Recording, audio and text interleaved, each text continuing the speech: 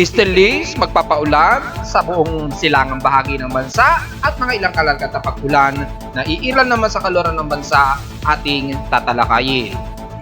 Asang mga pagkulog at pagkidlat sa silangan ng Bicol Region at Eastern Visayas, pinag-iingat.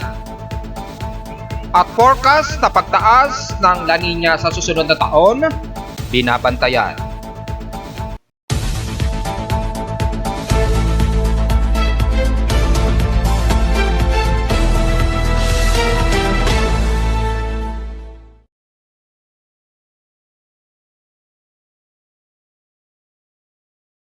Hello, good morning mga folks. Welcome po muli sa ating Daily Weather Bulletin at Analysis para sa araw ng Martes, November 28, 2023. Oras nating voice from umaga ay alas 9:54 na ng umaga.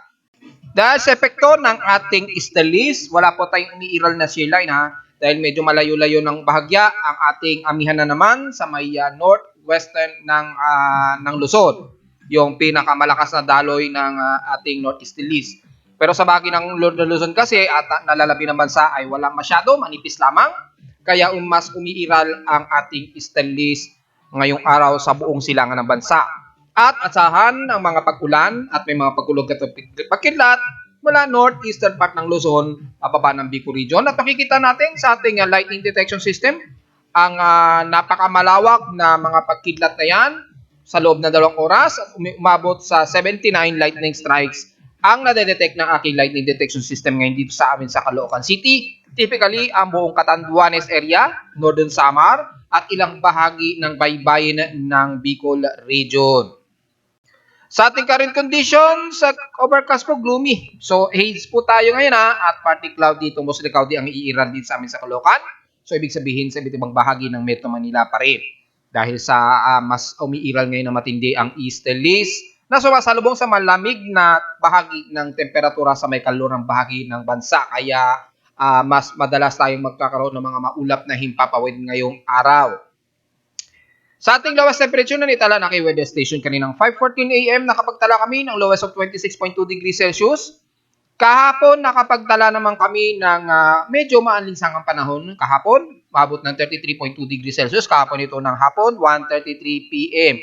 Ibig sabihin lang din, bagya lang din tumaas ang ating heat index kahapon na nasa 44.1 degrees Celsius.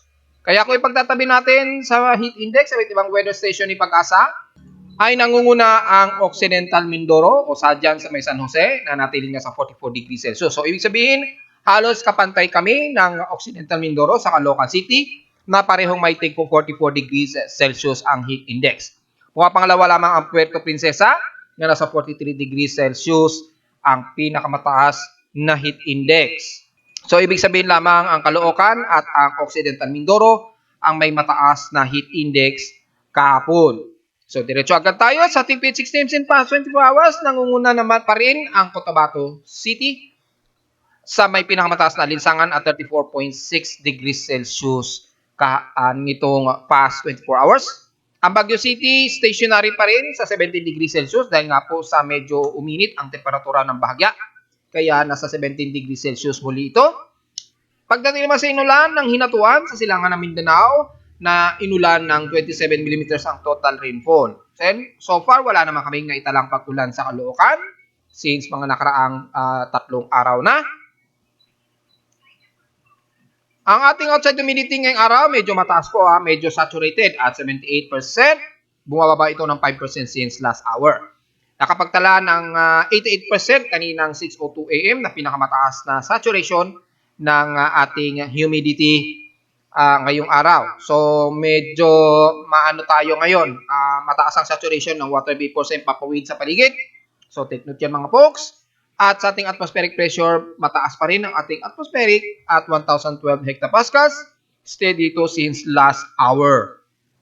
Sa ating volcanic thermal alert status naman, kung babalikan natin, ay medyo mababa naman ang anomaly. Pero kanina madaling araw, medyo tumataas-taas yung anomaly ni Taal. Pero very insignificant naman dahil sa sinilip ko yung kanyang thermal imagery, hindi naman masyado consistent yung magma intrusion ni Taal. So probably mainit lamang yung pinakabunganga nito pero wala namang masyadong anomaly tayong nakikita kay Taal. At sa ating high tide and low tide status ay mukhang maghapon na low tide tayo sa Pampang na Manila Bay, kaya medyo layo-layo muna sa mga mangingisda natin. Hanggang 11 hours pa kasi o halos 12 hours na mababa ang ating level ng dagat dyan sa Pampang na Manila Bay. So medyo layo-layo muna kayo sa may West Philippine Sea muna para medyo mas malalim at mas maraming huli. Medyo moderate po ang ating air quality at 64 index ang ating air quality. So medyo magmas muna tayo. Nasa moderate na hindi maganda ang ating air concentration ngayong araw. So magmas po tayo ngayong araw dahil bukod sa hazy, medyo concentration din o high concentrated din ang pollution natin dito sa siyudad ng Metro Manila. Sa ating almanac, sumikat ang haring araw kaninang 6:03 AM at inaasang lulubog ito mamayang hapon at 5:24 PM. Nanatili pa rin waning gibos na po, nababawasan na ang pagiging full moon nito. Pero nanatiling 100% pa rin yung illuminated. Sisikat naman ito mamayang gabi at 6:02 PM. At lulubog naman ito kinabukasan na ng umaga, 7:32 AM. At sa ating local weather outlook para ngayong Martes at bukas ng Miyerkules, magiging partly cloudy ating maghapon ngayon. Ang chance ng pag-ulan, nasa 100% chance daw. Well, dahil sa epekto na rin na mataas ang ating outside humidity. Bukas, ganun din daw ng Wednesday, maabot ng maulap ng himpapunin natin. At magiging mababa naman daw ang tsansa na mag-ulan at 20 to 24%. At ang ating highest and lowest temperature expected forecast mula ngayong araw hanggang bukas, maglalaro sa 31 degrees Celsius. At ang lowest temperature expected ay nasa 26 to 27 degrees Celsius. Diretso agad tayo sa ating ginagamit na satellite imagery para sa lagay ng panahon natin ngayong araw. Well, wala namang halos tayong ganap maliban lamang sa umiiral natin na easterlies o easterly wave dito sa silangan ng buong bansa. Kaya halos ang buong silangan ng bansa ay makakaranas po na mga scattered rain showers at ilang moderate rain showers. Typically, magkakaroon ng mga ibang parte ng probinsya. Medyo cluster ang magiging heavy rain shower sa buong silangan ng bansa.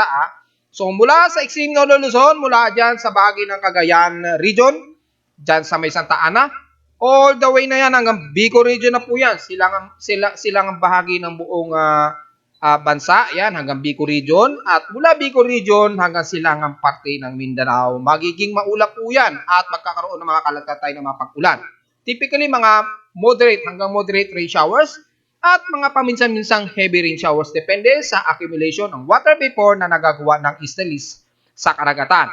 Kapag lumapit yan, expected biglang lalakas, bubuhos ng biglaan ang ulan Kaya pag makakaranas kayo ng aasahang moderate rain showers na biglang lalakas ito dahil nga po sa continuous ng water vapor mula sa dagat Pasipiko, dala na rin ng ating easterly wave. At magkakaroon ng mga heavy rain showers dyan sa bahagi ng Santa Ana, Cagayan, ilang bahagi ng Bicol region, lalo na ang taga-Catanduanes, ingat po sa potensyal na pagbaha at ilang bahagi ng Sorsogon.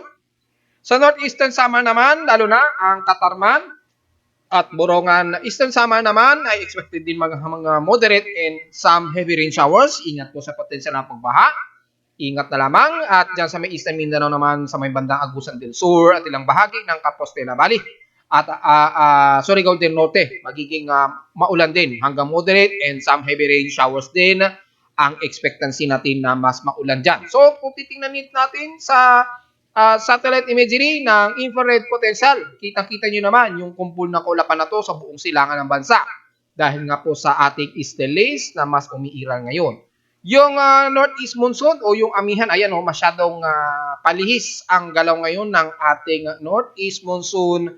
Kaya yung dumadaloy na amihan sa bahagi o sa kalupaan ng Luzon, medyo manipis ito mga folks. Kaya hindi tayo masyado nakakaramdam ng mas malamig na temperatura.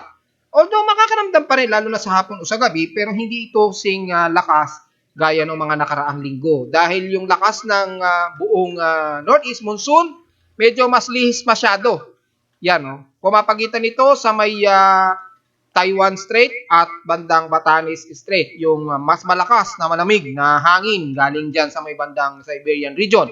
Kaya yung mga taga Batanes Group of Islands ang mas makakaramdam ng mas malamig na cold breeze, hindi gaya sa mainlands natin sa Luzon, kasama na ang Metro Manila at Southern Luzon. So medyo manipis lamang yung amihan o yung northeasterlies natin sa buong kalupaan ng Luzon. Kaya mas umiiral ang easterlies na magre-resulta naman nga ng mga pagulan lalo na sa buong silangan ng bansa. Gaya na ating laging inulit-ulit kapag ganitong buwan talaga ng November, December at unang buwan o hanggang 2 buwan ng susunod na taon, mas madalas talaga uulanin ang Climate 2 at Climate 4 ng buong bansa. Hindi masyado sa kanluran ng bansa. Dahil wala nga tayong habagat eh.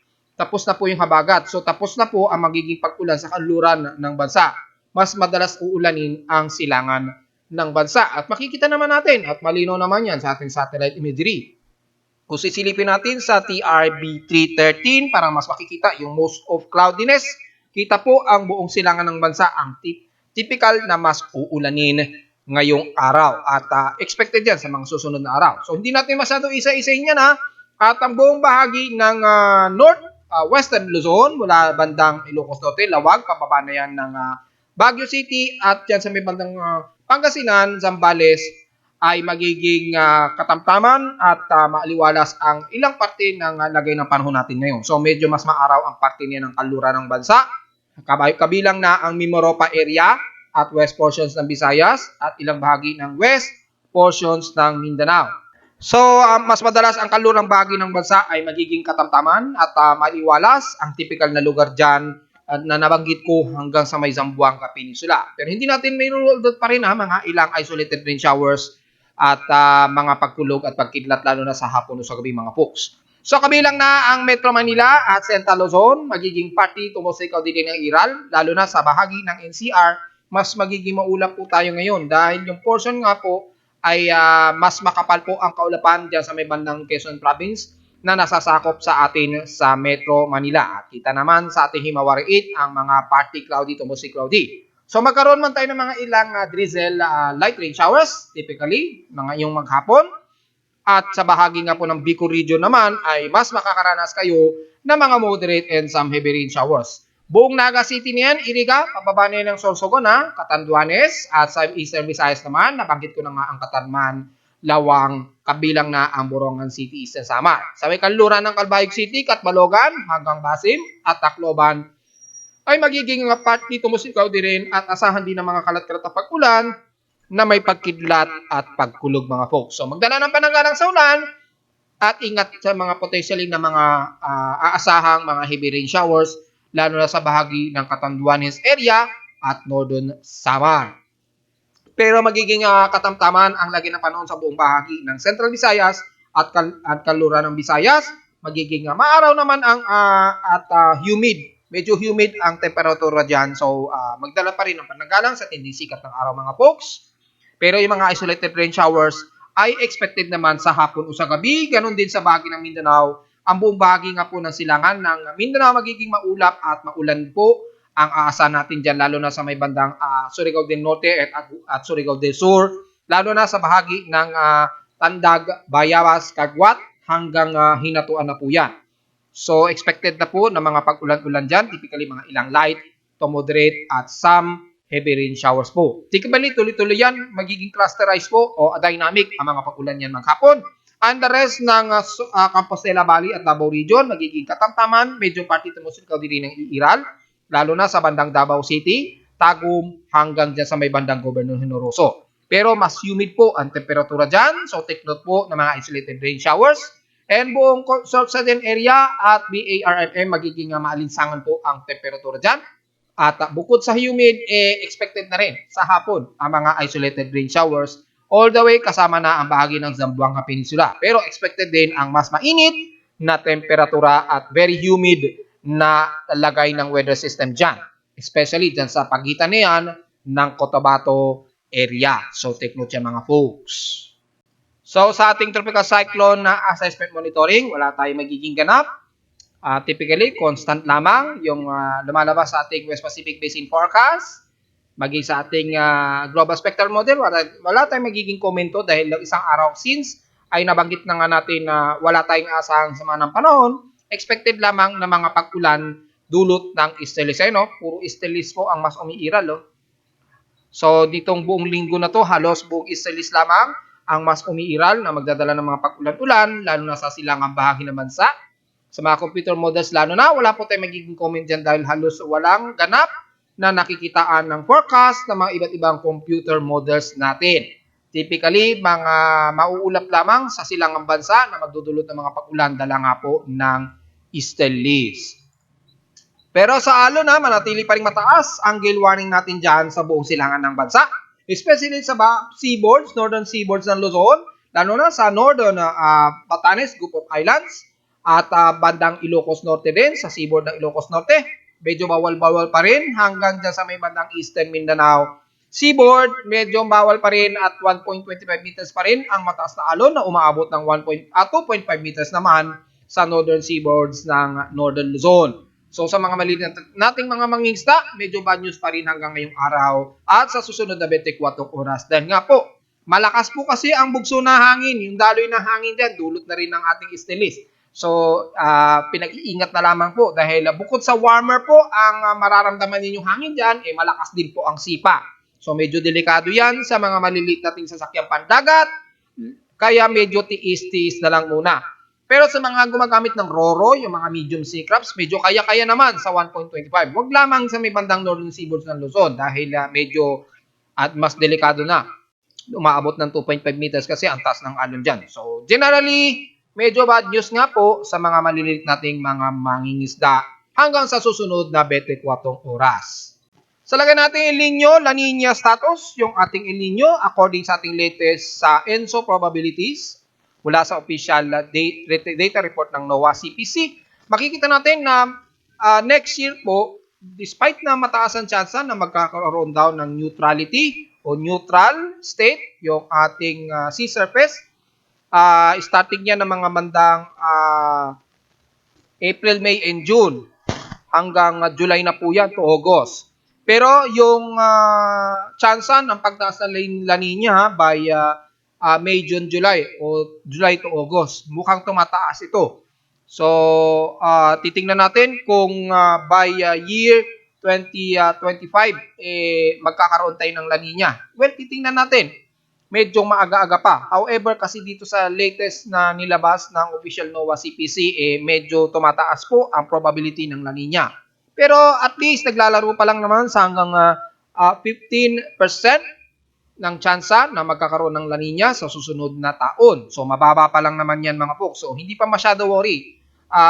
Titingnan na lamang natin yun.